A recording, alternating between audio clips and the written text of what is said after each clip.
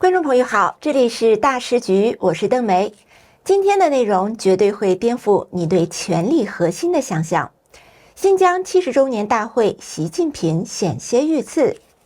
原本要在斥资38亿元人民币打造的奥林匹克体育中心举行盛典，结果临时改到老旧的政府会堂。为什么呢？因为现场传出炸弹威胁。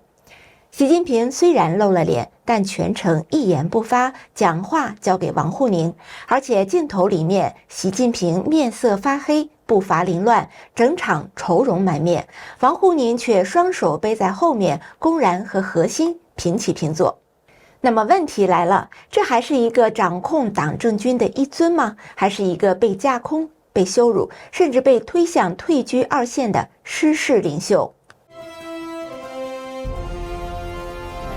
观众朋友好，这里是大时局，我是邓梅。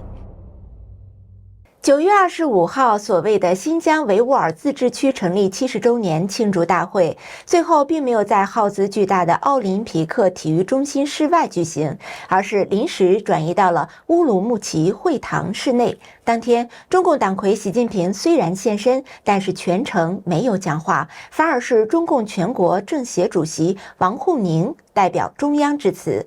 随行的还有中办主任蔡奇，这已经不是第一次了。上个月在西藏60周年庆典，习也只是露了脸，讲话同样交给王沪宁。很多人不仅怀疑这个核心是否正一步步沦为一个纯粹的仪式性人物。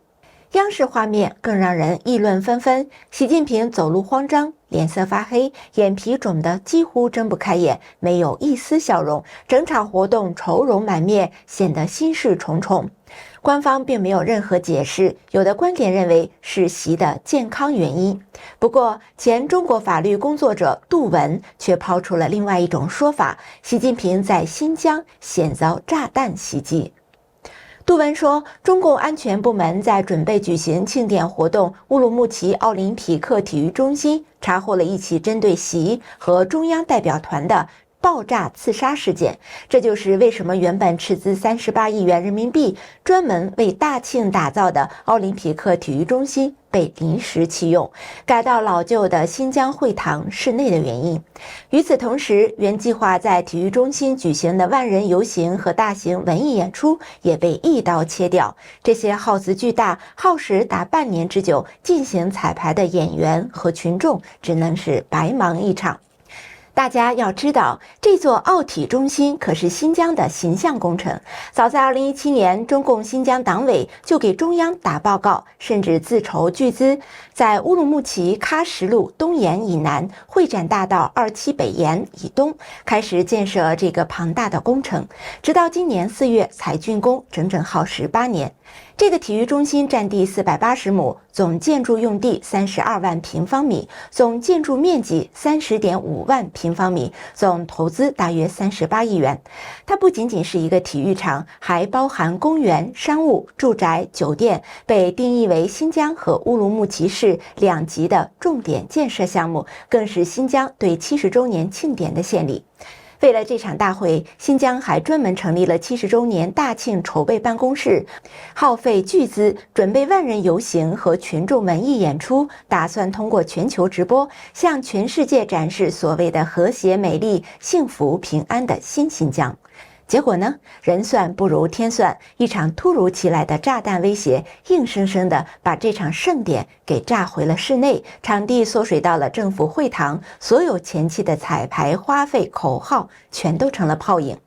更讽刺的是，这并非是第一次。2015年新疆60周年大庆同样因为安保问题临时改到了政府会堂举办。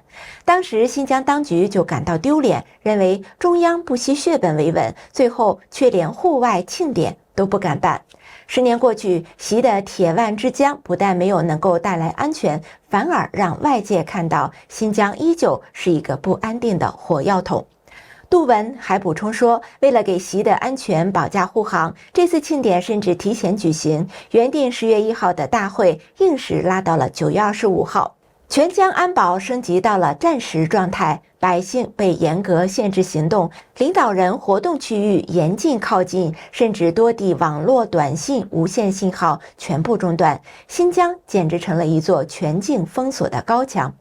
不过，杜文也承认，目前这个消息模糊，没有官方证实，但他认为可信度相当高，期待未来能有更多的细节流出。那么问题来了，如果习近平真的是一尊，为什么要在标志性的工程里临阵退缩？为什么要提前改期，严防死守？如果铁腕之将真有效果，怎么还会从2015到20252度举行室内庆典？一句话，习近平的新疆之行不仅没能展示盛世景象，反而暴露了中共的虚弱和恐惧。大家觉得呢？这到底是单纯的健康问题，还是一次惊心动魄的险情呢？习近平愁容满面，是因为身体，还是因为大权旁落？欢迎大家留言告诉我你的直觉。习近平在新疆的糟心事还不止一件。9月24号，他到乌鲁木齐文化中心展览馆参加新疆70周年成就展。央视画面里一个细节立刻引爆网络，王沪宁竟然是双手背在后面，边走边看，听习近平讲话时同样背着手，而现场其他人清一色的都是双手垂立，或者是交叉放在腹前，表现恭敬。懂点中共官场规矩的人都知道，在中共官场，只有上级才敢背手，下级必须垂手或者是双手交叉放在腹部，否则就是赤裸裸的藐视，甚至是挑战。任何一个中共官场上的老油条都不会在习近平面前，还有央视的镜头下公然这么做。但是王沪宁偏偏这么做了，而且还不止一张图。另外一张照片里，习近平挥手讲话，王沪宁正对着他，依然双手背在后面，用一种研究的眼神盯着习。还有第3张，在另外一个场馆里，他同样背手听习讲话。要知道，王沪宁过去陪同习近平视察，肢体语言都是规规矩矩，这次的反常动作不可能是偶然。这不仅让人联想到，今年5月就有传闻，随着习近平权力逐渐下滑，王沪宁已经到了跳船倒戈，开始帮助汪洋、胡春华一派。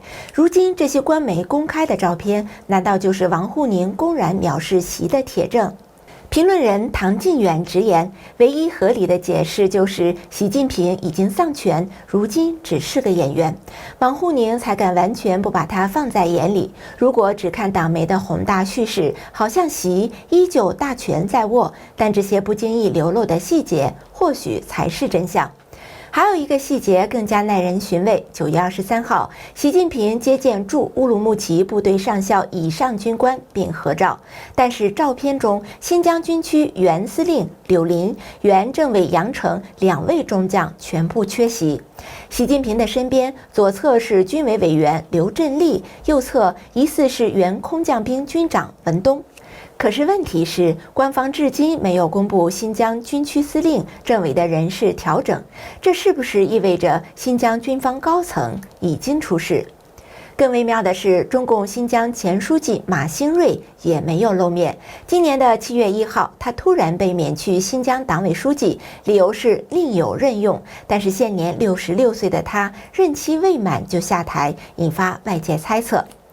马兴瑞原本被认为是习近平的亲信，结果现在被调去中央农村工作领导小组，形同靠边站。他的妻子和孩子甚至传出正在接受中纪委调查，涉嫌贪腐。难道说马兴瑞的政治前途已经没了，甚至可能面临清洗？这背后还牵扯到了山东帮。马兴瑞是彭丽媛的山东老乡，他的仕途被认为受彭丽媛影响。如今山东帮多人出事，比如前中组部副部长张建春被判14年，显示反习势力或在有意清洗这条人脉。最终，新疆这个中共眼中的政治高地，从政治局委员马兴瑞换成了非政治局委员的陈小江，一个王岐山旧部。这意味着什么呢？意味着习近平在新疆的控制力不升反降。简单一句话，新疆庆典看似盛大，但从王沪宁的肢体语言到军头缺席，再到山东帮地盘被削，全是一个一个的信号。习近平正在失去权力。最近释放出的信号比很多人想象的还要惊悚。观察人士发现，不仅新疆行的细节暴露出王沪宁的异动，就连习近平自己以往的标配动作也在一个接一个的消失。所谓的标配，指的是习近平每逢重大活动，不是要亲自露面，而是通过发贺信来彰显他的存在感。但是最近几场重量级的会议，他本人缺席，贺信也不翼而飞。我们先来看9月在北京举办的世界生物圈大会，本来往届都有习的贺信，今年却完全消失。开幕致辞的是政治局常委第一副总理丁薛祥，他只是象征性地提了一句习近平生态文明思想，习本人却连贺信都不见影。再来看9月18号的第12届香山论坛，这可是军方年度大戏。往年习近平必有贺信，今年同样缺席，反倒是军委副主席张又侠唱主角，主持并致辞。要知道，贺信消失等于是宣告习近平和军方的距离越来越远。这些细节被解读为习近平的影响力正在消退，尤其是在军方，他的军委主席负责制的口号已经逐渐淡化。时评人陈破空分析得更直白，他说，中共的党务、政务、军务正在被瓜分，党务这块由蔡奇牢牢掌控，宣传和意识形态在他手中；政务这块，中共总理李强和中共副总理丁薛祥的身影越来越突出。李强在国际场合，比如联合国大会担当大角，丁薛祥呢，更是被视为是潜在接班人。军务这块，中共军委副主席张又侠实质主持军委日常工作。换句话说，党务归蔡奇，政务李强和丁薛祥，军务张又侠。习近平自己呢？而习自己正在被边缘化。陈破空甚至判断，习近平可能正在进入退居二线的状态，或是主动，或是被迫。原因呢，一方面是健康恶化，另一方面是党内压力。我们先来说健康。9月3号的大阅兵，习近平讲话时间异常缩短，上下台阶多次停顿，甚至让俄罗斯总统普京、朝鲜最高领导人金正恩干等。外界传闻习追求活到150岁，甚至涉及器官移植的争议，这些都加深了习健康出问题的传言。